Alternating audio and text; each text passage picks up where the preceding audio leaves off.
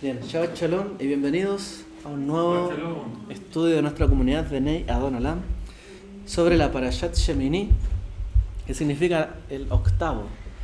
Estamos, ¿cierto?, estudiando el libro de Vayikra, el libro, de hecho, que es con el que se comienza a enseñar a los niños, ¿cierto?, la Torá, según la tradición, aunque es un libro muy complejo, muy difícil, pero, de hecho, ¿cuáles son las primeras instrucciones que reciben los niños desde pequeños?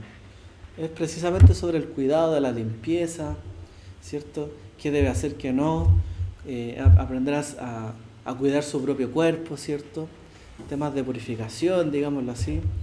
El niño lo primero que tiene que aprender es, en parte, eso, andar bien vestidito, bien arreglado, aprender a ir al baño, ¿cierto? Y todo este tipo de cosas. Bueno, es precisamente en ese contexto, ¿cierto?, donde también se le enseña a los niños todas estas cosas que son leyes de pureza dentro de la Torá, porque también se le inculca el servicio a Dios y el cuidado personal, el cuidado de todos estos aspectos, ¿cierto?, de pureza, limpieza. También con esto servimos al Creador. Así que, además de eso, ¿cierto?, los niños absorben mucha información, mucha regla que hacer, que no hacer. Y bueno, este libro nos trae advertencias también, pues, como se le enseñaría a los niños. ¿Cómo? Que no hay que prender fuego. No hay que hacer las cosas como nos le dicen, hay que hacerlas como nos dicen. Esto harás, esto no harás. Y si no hace lo que le dijeron, bueno, hay una advertencia, un castigo. Bueno, en parte podemos resumirlo en esto.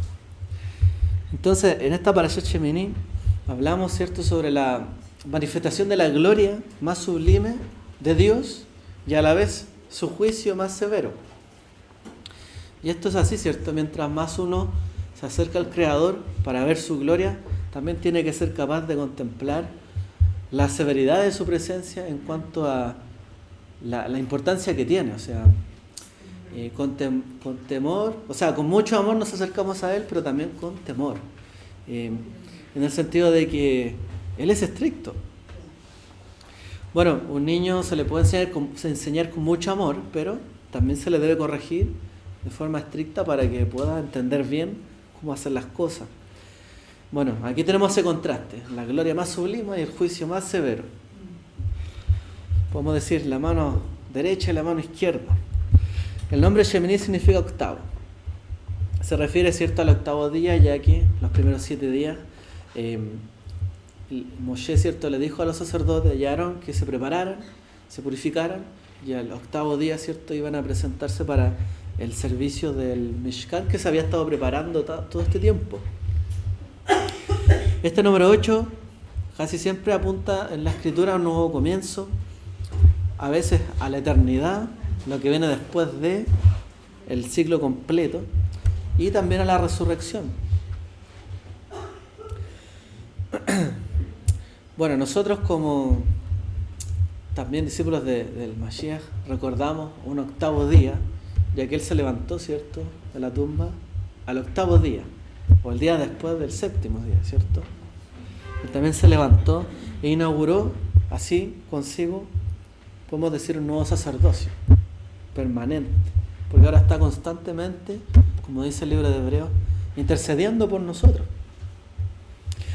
Bueno, en Shemini se nos advierte que la cercanía a la santidad de Dios demanda un alto nivel de pureza o limpieza, y que obviamente solo puede ser sostenido no con un conjunto de leyes rituales simplemente, sino con un espíritu, un corazón adecuado.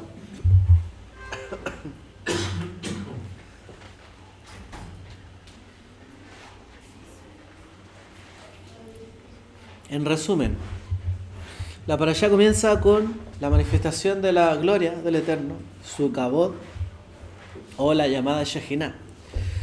Aarón ofrece los sacrificios y de repente, dice la escritura, y salió fuego de delante de Adonai y consumió el holocausto. Entonces el pueblo, al ver este escenario, imagínenselo, gritó y se postró. O sea, le dio esa gran manifestación de de gloria del Eterno también causó temor, respeto, reverencia. Hubo alegría, pero a la vez se postraron porque entendieron la majestuosidad que estaban presenciando. Esto, cierto, es la importancia o el impacto que tenía que tener precisamente la presencia del Eterno, que nos llena de alegría, nos llena de júbilo, pero también de respeto profundo. Esto, cierto, nos recuerda, por ejemplo, a nosotros, a los creyentes, cuando Yeshua dijo que se mantuvieran unidos para la venida, cierto, del Ruach HaKodesh, la promesa del Eterno. Estando unánimes también vino sobre ellos, podemos decir, el Espíritu de Dios, y también hubo gran júbilo, y probablemente entre ellos también hubo, dice, un poco de conmoción con todo esto. Así también vemos que Aarón tuvo que ofrecer primero sacrificio por sus propios pecados, y así también leemos en el libro de Hebreos que Yeshua, ¿cierto?, en aquel momento no tuvo necesidad de ofrecer pecado por su propia vida, sino que la entregó, pero a él no tenía pecado, era inmaculado y santo. Él es el propio sacrificio que se consumió, pero que la muerte no pudo contener. Respecto de Nadab y Abiú, en medio de todo este gozo profundo, los hijos de Aarón, Nadab y Abiú, ofrecieron un fuego extraño, Esh Zará, como dice en hebreo, que Dios no les había mandado, y murieron instantáneamente en presencia del Eterno. Aquí, cierto, hemos hablado muchas veces, opiniones, visiones de qué fue, en qué falló este sacrificio, pero lo que tenemos, cierto, que evaluar es que esto se parece mucho a otros episodios de la Escritura donde, por ejemplo, en el Brit Hadashah, Ananías y Zafira, ¿recuerdan ese caso? Sí, en el libro de Hechos.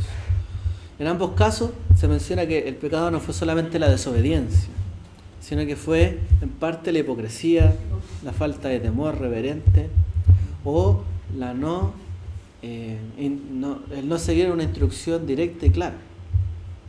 Pero hubo algo, cierto, que en ellos internamente no se ajustó a la voluntad de Dios.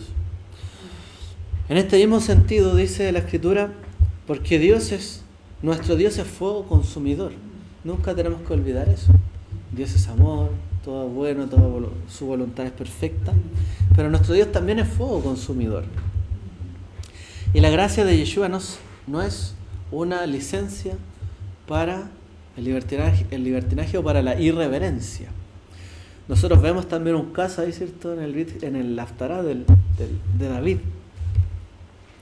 David estaba lleno, ¿cierto?, de júbilo delante de la presencia.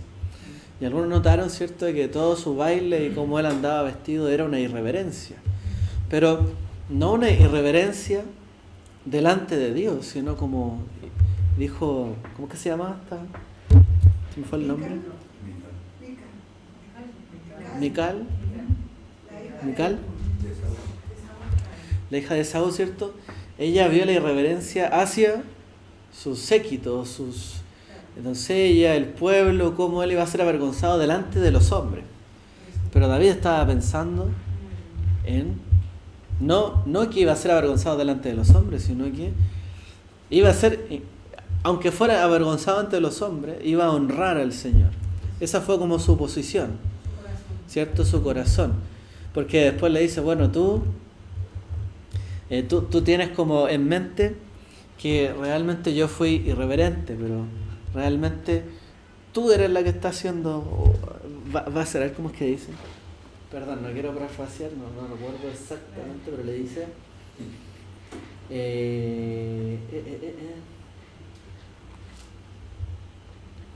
dice, eso fue delante del Señor que me escogió en preferencia a tu padre y a toda tu casa para constituirme a mí por príncipe de todo este pueblo del Señor sobre Israel. Por tanto, yo lo voy a celebrar al Señor, y aún seré menos estimado que esto. Seré humillado ante mis propios ojos, pero con las criadas de quienes has hablado, ante ellas seré honrado. O sea, le está diciendo, no me interesa ser deshonrado, ¿cierto? Yo, o seguir siendo humillado si con esto honro al Señor. Que Él fue el que me puso acá, entonces yo lo voy a honrar a Él. No es como que voy a estar aquí por agradar a las personas, simplemente. Y gracias a esta honra a Dios, yo voy a ser más honrado que toda tu casa, en el fondo. No había ego. Le dio duro con esa frase. Y dice que no tuvo más hijos. Hay un detalle. ¿Sí? Dice que David estaba vestido como un efod de lino, que es la vestidura de los sacerdotes.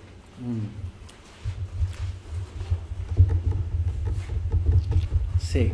Bueno, David hizo varias veces actos de acercarse a... Comió también los panes de la proposición que eran solo para los sacerdotes. Él hizo varios actos a lo largo de su vida que iban más allá de lo que, o de la letra de la ley, de lo que le competía. Pero también, ¿cierto? Yeshua toma esos casos, porque muchas veces hay que ir más allá de la letra de la Torá.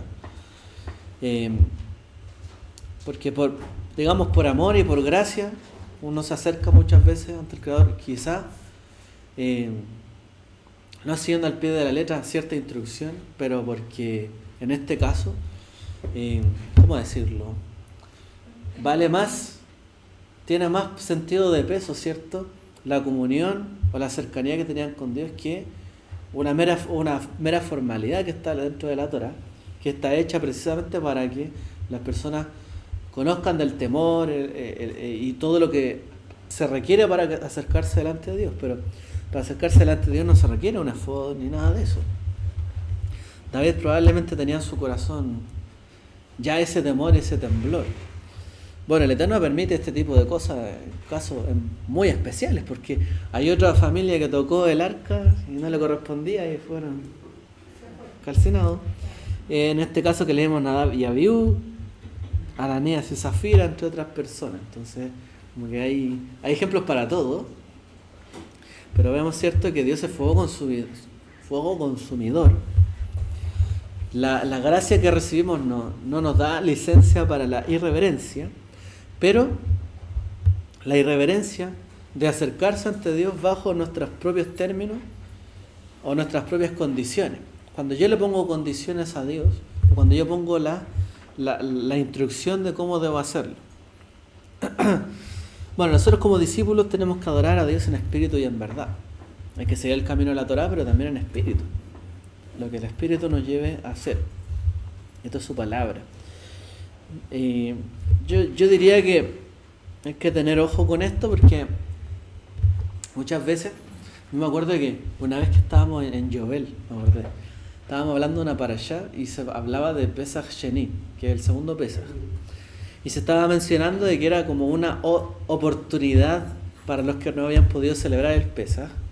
Me acuerdo que el Dudu hizo un alto, pero súper firme. Dijo, sí, pero solamente, esto no es como que si alguien no hizo Pesaj porque no alcanzó, porque no, es que habla de casos específicos. Si estaba, por ejemplo, en otra ciudad, si estaba, no me acuerdo cuáles son todos los casos, pero dice, es solamente para esos casos. O sea, no es como que hay una segunda oportunidad. No, es que simplemente todos tienen que celebrar Pesaj cuando corresponde. Pero en casos extremos de que alguien no pudiera, podía hacer ese Pesaj segundo. Pero no era como una segunda oportunidad o una licencia para todo el pueblo. No se puede prestar como que Dios siempre espera o da segundas oportunidades. Si Él dice que hay que hacer algo en tal fecha, tal día, hay que hacerlo, punto. No es como que hay que estar esperando y uno poner la condición, no lo voy a hacer en otro tiempo, en otro momento. A mí me marcó esa vez porque fue súper así, como que eso fue súper tajante. Me pareció muy correcto. La idea no es interrumpir, pero en este caso de David vestido con el efod, yo lo relacionaba con que no hay provisión para que alguien se ponga un efod. En la Torah no aparece. Y segundo, dice el Salmo que somos un pueblo sacerdote. Entonces, ¿por qué no se puede vestir como sacerdote? No hay ninguna provisión. Bueno, él se estaba acercando al Creador. Bueno, pueden ser unos buenos argumentos.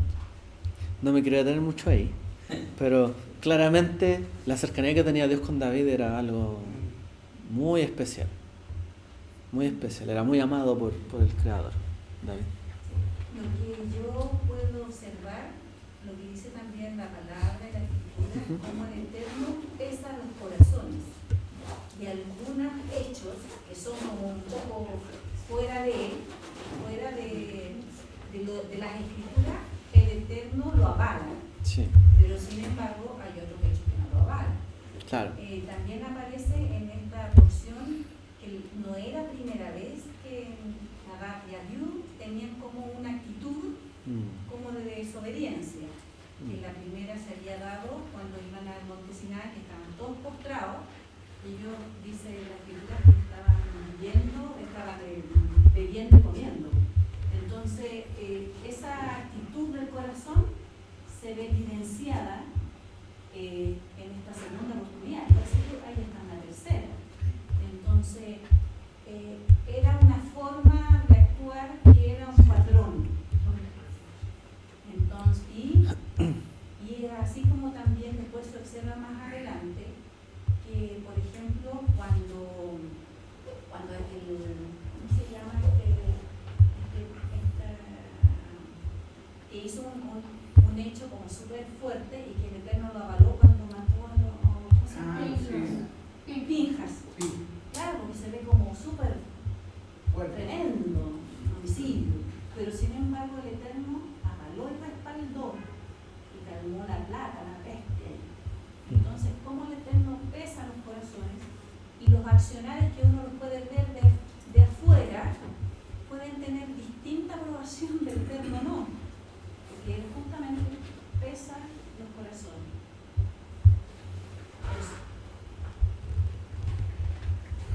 Ahí está el tema, porque Dios sabe más esa información que nosotros.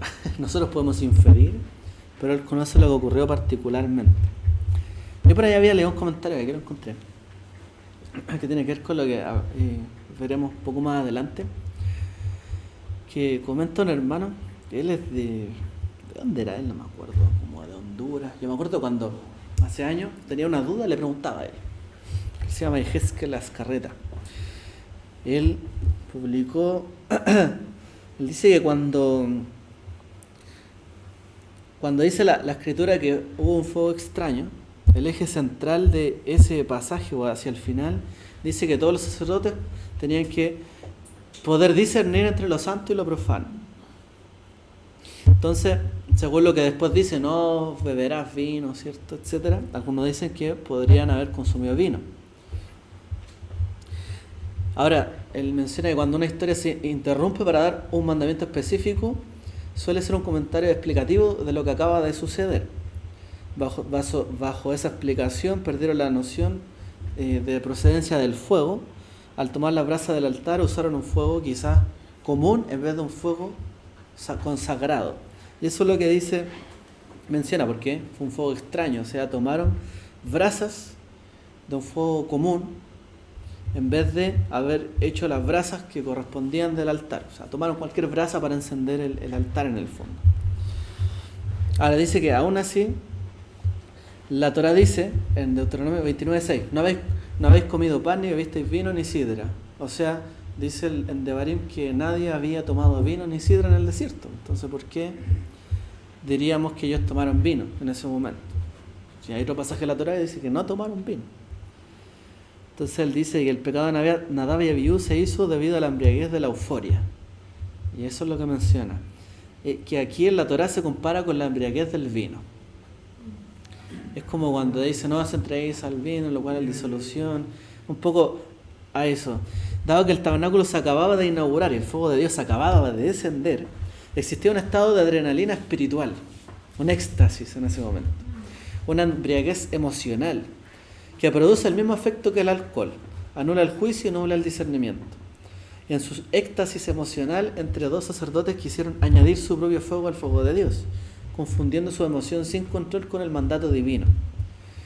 El desorden en el culto, a menudo justificado por la euforia, el éxtasis o el sentimiento, es identificado en Levítico 10 como una forma de fuego extraño.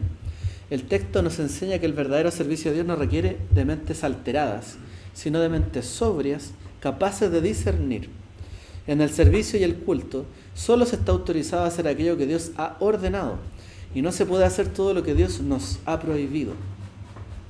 La Abdalá, que es la capacidad de distinguir, muchas veces queda anulada por la euforia emocional de las personas, haciendo de este sentimiento lo sagrado del servicio y el culto. Sin embargo, el fuego del Eterno, en Levítico 10.2, consumía a quienes respondieron a esa euforia sin Abdalá, es decir, sin distinción. El discernimiento es la capacidad de separar nuestras emociones del mandato divino. Sin él corremos el riesgo de quemarnos con el mismo fuego que estamos llamados a custodiar. Por esto el sacerdote tenía una función importante, distinguir, Havdil, entre lo sagrado y lo profano, entre lo puro y lo impuro, y enseñar a los hijos de Israel todos los preceptos que Adonai les ha dado por medio de Moshe. A mí me gustó ese comentario, me gustó mucho. Que en el fondo señala ese éxtasis emocional que, claro, pues estaba el fuego, todo ahí, el momento era espectacular, sensacional. Y es verdad, pues esto pasa mucho. De hecho, yo creo que la forma más ridiculizadora que hemos visto de la fe es precisamente a través de ese éxtasis emocional. ¿O no han visto esos videos que le hacen cortos cuando hacen cosas totalmente ridículas en muchas iglesias? O hasta en la calle. Entonces, finalmente la gente dice, bueno, ¿qué es esto? Y claro, entran en un éxtasis emocional, en un trance, ¿cierto? Como lo hacían los propios sacerdotes de la antigüedad, de otros pueblos. Y entra finalmente en un éxtasis que la gente se desmaya. Ahí está un show, ¿cierto? Ese éxtasis no está permitido en la Torá. Entonces, entregarse a ello, en vez de hacer un servicio totalmente con discernimiento, ¿cierto? Y sacro, está prohibido, ¿cierto? En la Torá poder como que añadir ese aspecto. Ahora, en el caso de David, él no estaba haciendo un servicio, él estaba presentando una gratitud, ¿cierto? Celebrando delante del Eterno lo que había hecho, pero no estaba haciendo un acto consagrado ridiculizándolo, sino que podríamos decir que él mismo se estaba, entre comillas, ridiculizando al hacer quizás lo que hacía, pero no estaba tocando un momento sagrado, ¿cierto? Estaba con conciencia. Claro, y estaba totalmente consciente, no estaba embriagado haciendo esto, efectivamente. Y esa es la diferencia. A mí me gustó ese comentario porque tiene que ver mucho con lo que toca esta parashá en general. La otra parte de Shemini habla de las leyes del Kashrut, ¿cierto? Que muchos interpretan erróneamente que fueron abolidas en el Nuevo Testamento.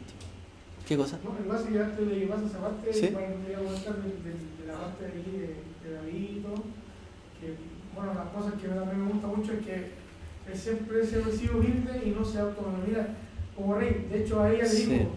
el Eterno me ha puesto como príncipe antes de él, o sea, él era el rey, pero le dice, me puso como príncipe. ¿Por qué? Porque él entiende que el rey es el príncipe eterno.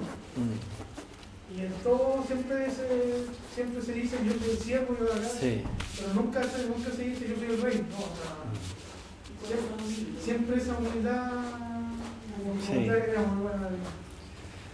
Bueno, por algo le ponemos a los hijos David, a tantas personas le ponen David, ¿cierto? Muy lindo ese nombre. Y él estaba muy apegado al Creador, realmente. Bueno, él quizá hay en algún momento, ¿cierto? Yeshua toca estos temas de una cosa es ser hijo, otra cosa es ser un siervo, una cosa es realmente tener esa relación de hijo, a tener esa relación solo meramente formal. Y David tenía una relación de hijo, de apegado al Creador. Él había alcanzado, ¿cierto?, ese nivel de, digamos, de Roja Kodesh más elevado para apegarse al Creador, porque quizás mucha gente lo ve como un rey muy lejano, pero él lo veía como muy cercano. Es allá donde tenemos que apuntar. Ahora, para agradar, o sea, para acercarse tanto al Creador hay que agradarle. Y todo lo que a Dios le desagrada en esto de que es puro e impuro, también uno tendría que tener cierta intuición de esto. ¿cierto?, de qué le agrada y qué le desagrada de acuerdo a la propia Escritura. Yo creo que hay personas que tienen o son más puras de corazón, ¿cierto?, limpio de mano y puro de corazón, como dice el Salmo. Esos se acercan a la casa del Señor y Dios los recibe con los brazos abiertos. Pero la gente que no, quizá ahí está como el choque, porque no entendemos cómo acercarnos al Creador, primeramente con pureza. Perdón. Solo un poquito ya. Un poquito de esto.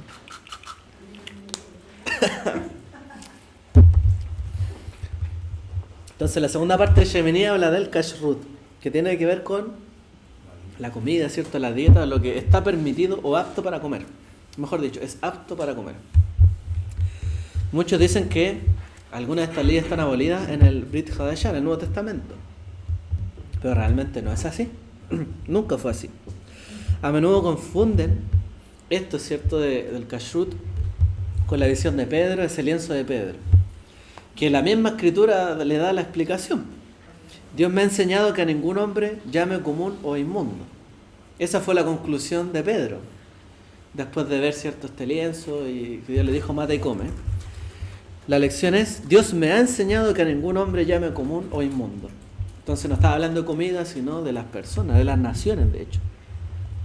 La distinción entre animales era una lección de distinción de la santidad y el pecado, y cómo la palabra, ¿cierto?, del eterno sabor nueva llegaba a las naciones, a los gentiles, en otras palabras, que eran impuros.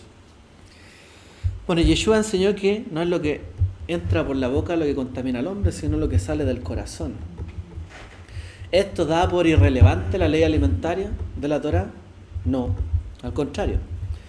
Nos enseña que si somos cuidadosos con lo que ponemos dentro de nuestro cuerpo, ¿cuánto más tenemos que serlo con lo que sale de nuestro corazón? Entonces, eso es lo que le reclamaba Yeshua a la gente de su época. Ustedes ponen tanto cuidado en estas cosas, está perfecto, pero mira las envidias que salen de sus corazones, las malas palabras, los odios. O sea, pongan atención en todo eso, sí, está bien, Baruch Hashem, es cumplir la Torá, pero hagan lo que ellos dicen, pero no hagan lo que ellos hacen, les decía a la gente. Porque enseñaban de la Torá, pero no les nacía del corazón el compartir el sentimiento mismo del espíritu de la Torá.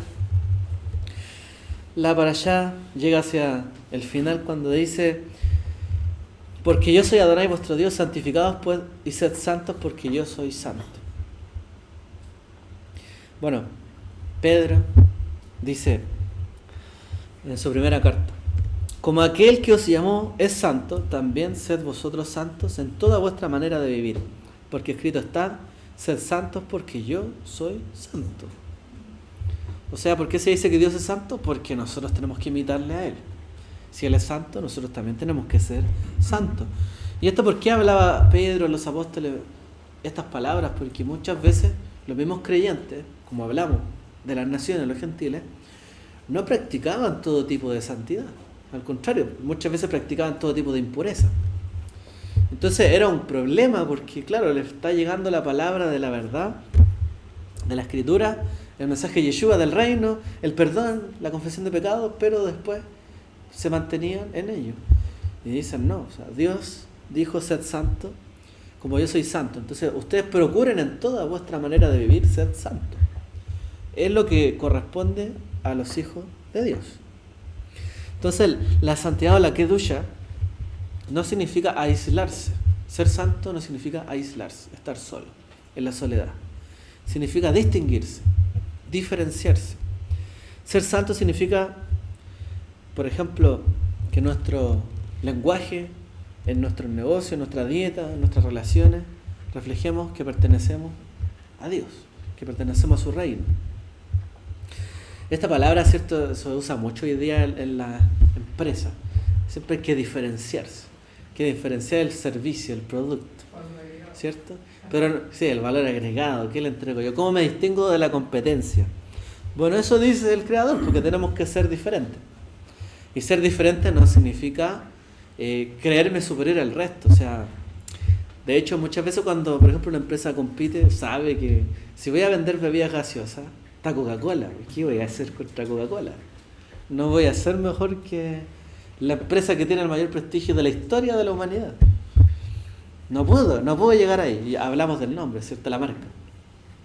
Pero sí me puedo distinguir por otra cosa. Entonces, ser santo no significa ser mejor que los demás, porque mucha gente piensa eso.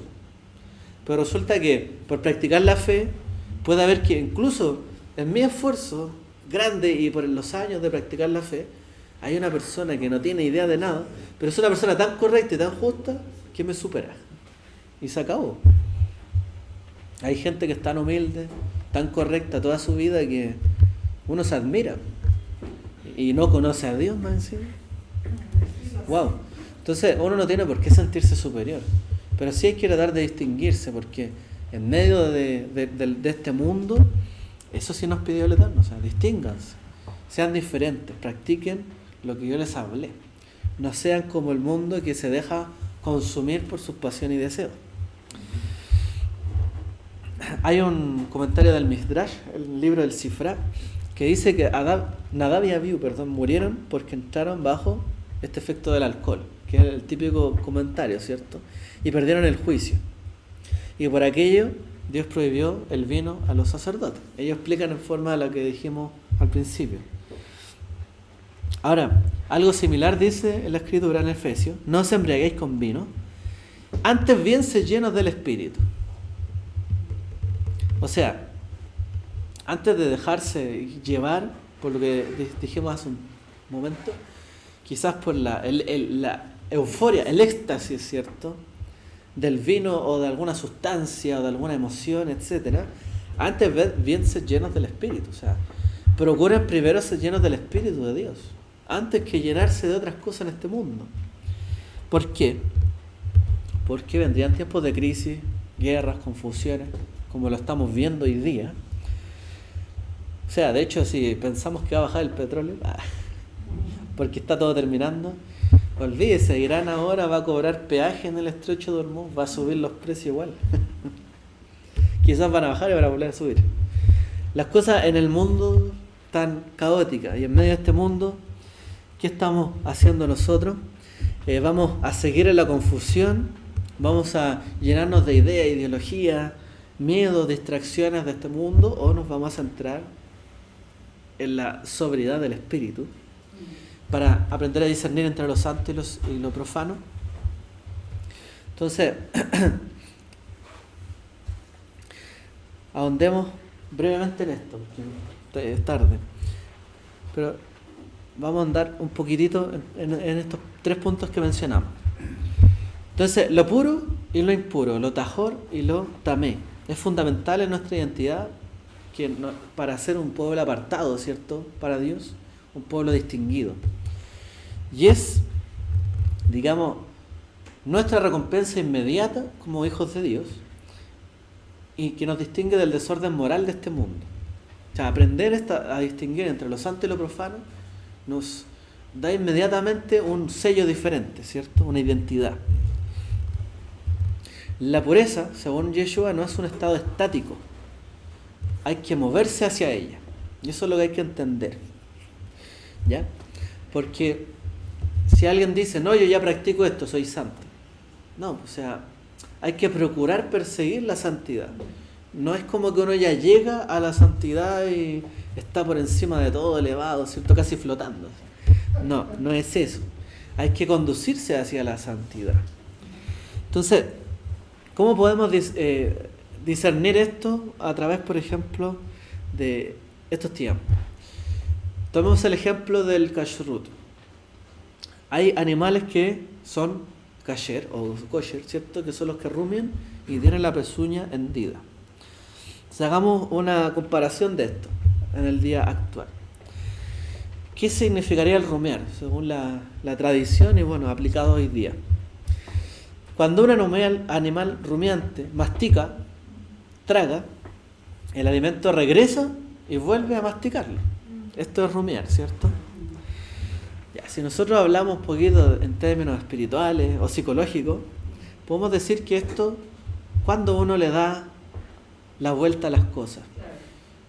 Uno piensa algo, medita, reflexiona, lo hago o no lo hago, está bien o no está bien, está indicado o no, le doy una vuelta, regresa a mí, no lo hago. O sí lo hago, hay que hacerlo. Entonces, uno tiene que meditar, tiene que reflexionar, tiene que darle una vuelta a las cosas. ¿Ok? En el mundo moderno, hoy día, ¿qué es lo que se nos quiere entregar a nosotros como personas? Es un bombardeo de información, sea verdad o sea falso, no importa. Hoy día se nos entrega todo tipo de información.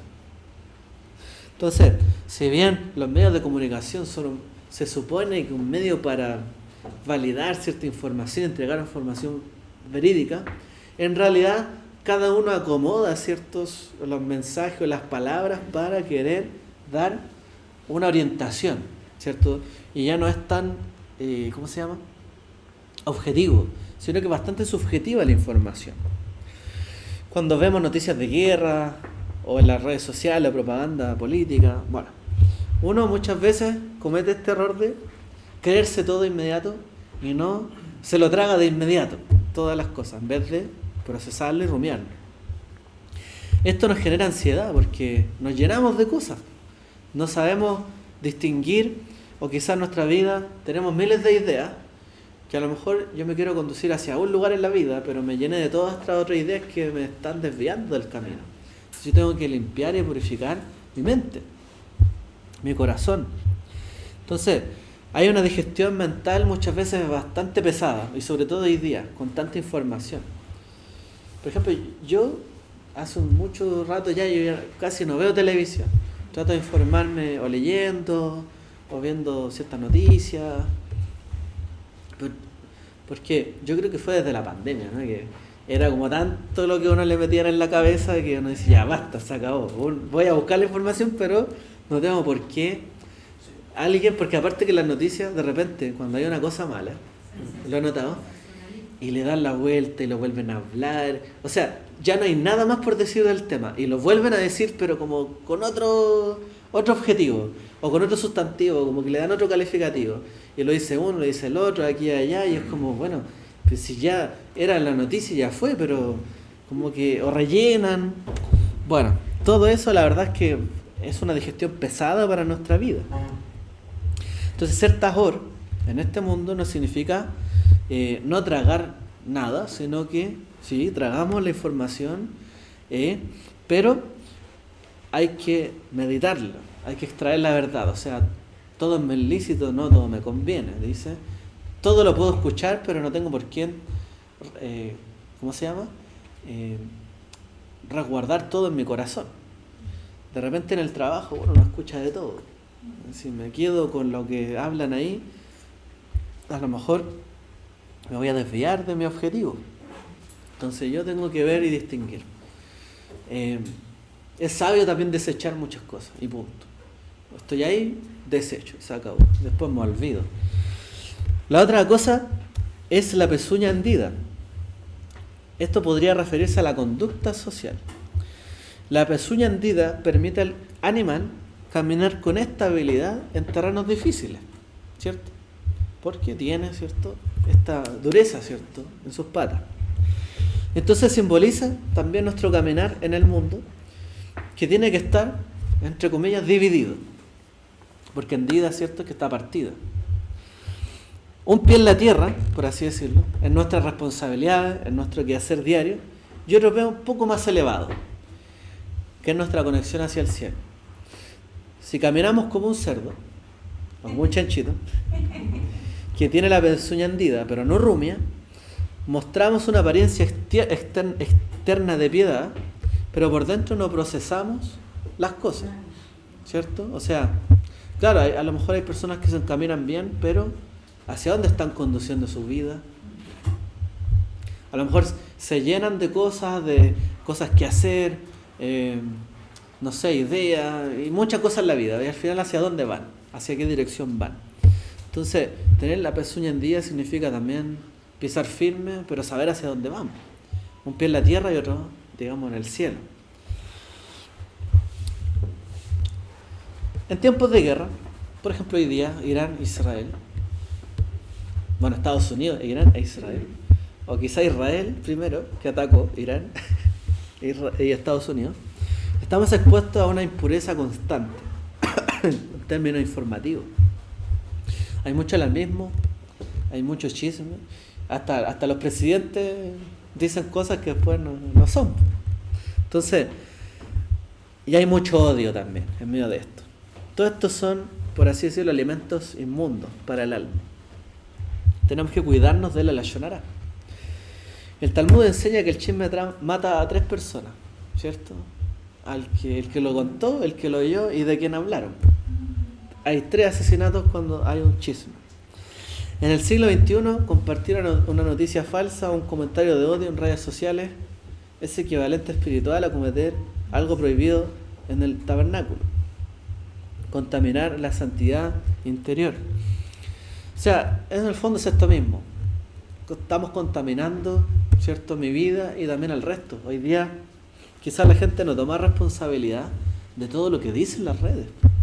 Hoy día la gente, detrás del anonimato, ¿cierto?, dice cosas terribles, pero terribles.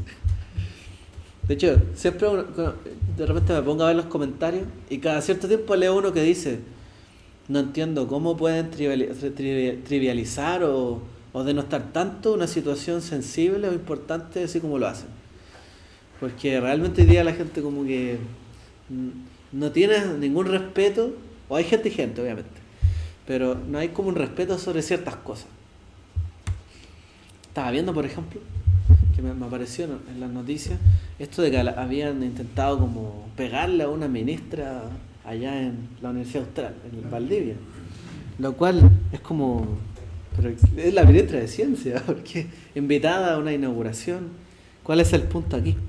Entonces, hay muchas veces hay un comentario, digamos, de odio que puede alimentar grandes cosas. O sea, ahí por ejemplo se habló de odio, porque ¿qué tiene que ver ella con quizás lo que le estaban reclamando? Poco y nada. En el petitorio de hecho que le pasaban no hablaban nada de ciencia. Entonces alimentaron un odio, convocaron gente e intentaron linchar a una persona. ¿Qué es eso? Y después escuchaba comentarios de otros estudiantes, decían: no, si es un error nomás, deberían dejarlo pasar. Compañeros. Entonces, ¿hasta dónde vamos a trivializar las cosas hoy día? Entonces la gente está muy contaminada. Hay una moral muy baja hoy día, si esa es la verdad. La santidad está muy baja. Entonces nosotros o nos vamos a igualar al resto del mundo, que está en un nivel muy bajo, o vamos a elevarnos. Yeshua dijo: la lámpara del cuerpo es el ojo, así que si tu ojo es bueno, todo tu cuerpo estará lleno de luz. También dice: si tu ojo te es ocasión de caer, sácate el ojo. Si tu mano te es ocasión de pecar, córtate la mano. Practicar la kashrut hoy día significa filtrar lo que entramos en nuestra vida, en las pantallas. Si una fuente de noticias produce un miedo y no nos lleva a la oración, quizás está impurificando nuestro espíritu. O sea, yo puedo ver algo que está impactando al mundo y me puedo ser llamado a la oración, pero si estoy siendo llamado al temor, estar perseguido, no está alimentando bien. Las leyes de Shemini ponían límites a lo que Israel podía tocar y lo que podía comer, en sencillas palabras. Esto creaba una estructura de vida, y es lo que le enseña a los niños, ¿por cierto? A los niños se les enseña qué tocar y qué no tocar, y también se les enseña qué comer y qué no comer. Eso no se come, porque se comen de todos los niños, se quieren echar a la boca todo cuando les salen los dientes, ¿cierto? Entonces, la ley de Shemini, ¿qué provocaban? ¿Qué tocar, qué no tocar, qué comer, qué no comer? Es esencialmente. Esto crea la disciplina. Y como seguidores del Mesías, tenemos que hacer lo propio y demostrar un dominio propio, un recato, qué comer, qué no comer, qué tocar y qué no tocar. El número 8 representa para nosotros la esperanza de la resurrección. Porque si vemos un mundo tan malvado, tenemos que tener cierta esperanza, como lo que hablábamos en el discipulado. O sea, si siempre nos vamos a esforzar para ser diferentes y el mundo va a seguir igual y peor, puede que en algún momento caiga o decaiga mi ánimo. pero tenemos que saber que hay esperanza, porque hay resurrección. Llegará el momento donde realmente la presencia del Eterno cambiará todas las cosas y su gloria. Entonces, bueno, recomendación final. Antes de consumir una noticia, un video, preguntémonos, ¿esto me va a ayudar a mí a interceder por Israel, por ejemplo? ¿A interceder por mi vida, por la de otros? ¿O va a alimentar el morbo que muchas veces pasa? Si es eso segundo, alejémoslo de nuestra vida. Dediquemos también tiempo para leer la Torá, leer la Escritura, leer un comentario, o leer ahí el mensaje que manda Eliana todos los días. Una reflexión de luz. Porque hay que alimentar la vida, hay que alimentar, ¿cierto?, lo que nosotros estamos haciendo y no llenarnos primero ya de todo lo malo. De hecho, yo he escuchado mucho esto que recomienda la gente como que tiene éxito. En la mañana no toma el teléfono hasta el mediodía, una cosa así. O sea, en la mañana se apartan de todo lo que les distrae y se ponen un objetivo. Tengo que hacer esto acá. Y usted ha visto que en la mañana a veces uno es muy productivo cuando no hay distracciones, pero hoy día es difícil eso. Entonces, una vez que escuché eso me llamó mucho la atención y dije, tiene toda la razón. Bueno, en realidad, apenas se levanta debe tener claro lo que tiene que hacer. Porque se pone a ver algo, o se distrajo, perdió el tiempo, se atrasó. Pero en cambio, sí, la gente que se levanta temprano hace todas estas cosas antes que el resto. Entonces el resto recién está ahí levantándose apenas, habiendo visto, no sé, 1 hora de cosas que no le sirven de nada, y el resto ya desayunó, hizo ejercicio, preparó cosas, planificó el día, está 3 horas adelantados que el otro. Entonces, ahí hay que tener cuidado con lo que estamos nosotros inyectando en nuestra vida, hay que apartarlo. Y por último, cuando hablemos de cosas complejas en este mundo, hagámoslo desde, como estudiamos el otro día, los atributos de Dios. Dios tiene misericordia, Dios quiere justicia en este mundo. No hablemos de las cosas con un fuego extraño, porque a veces estamos tentados a hablar, por ejemplo, de política. Ya hablar de política, pero como ideologizado con la política. No, hablemoslo desde el fuego santo del Creador. O sea, si estoy apoyando a un partido y defiendo todo lo que hacen, hasta lo que está malo, no. Fuego extraño. Tenemos que ser justos, ¿cierto? No tenemos por qué respaldar la mentira, el engaño, la corrupción, de ningún lado. Pero hay gente que sí, se deja llevar y encubre, ¿cierto?, la idea a las cuales son afines. Y como ven que los demás también lo hacen, lo hago también. Al final, como se dice, se juega el empate. Y está todo manchado. Pero ponemos lodo para tapar todo lo que se hizo mal, ponemos lodo para igualar la cancha y seguimos hacia adelante. Eso fue extraño para Dios. Nosotros tenemos que limpiar eso en nuestra vida. No podemos construir una sociedad, un mundo, una familia como lo hace el mundo, que tapa simplemente esas cosas, les quita el valor. Así que démosle la intención, la cabanada necesaria a la distinción de lo puro y lo impuro en nuestra vida. Ese es el mensaje para hoy. Ahora, analizando lo que agregaste del tema de la euforia, efectivamente el camino está donde dice la palabra de ser sobrios. Sí. Ese es el equilibrio. Uh-huh. Porque la euforia sí. tiene una descarga de dopamina y neurotransmisores que te bloquean, te vas como en la ola y decides cosas que no corresponden en la euforia. Sí, pues. Así, por su otro extremo, la tristeza, la pena, también te lleva a tomar malas decisiones por efecto del cortisol. Ya. Entonces, ¿cuál es el equilibrio? La sobriedad. Y justamente eso es lo que cuesta, buscar el equilibrio de cómo estamos sintiendo frente a todas estas noticias tan horrorosas. Sí. Uno se entiende, o sea, de hecho a mí me pasó cuando el tema del estallido, yo estuve muy triste y me afectó la salud y todo, porque estaba con el cortisol mal y veía como que todo negro. Entonces, buscar ese equilibrio en la seguridad es donde te permite dejar todos estos neurotransmisores equilibrados y hacer este ejercicio de rumiar y después accionar, pero con conciencia. Sí. Entonces, ser sobrios.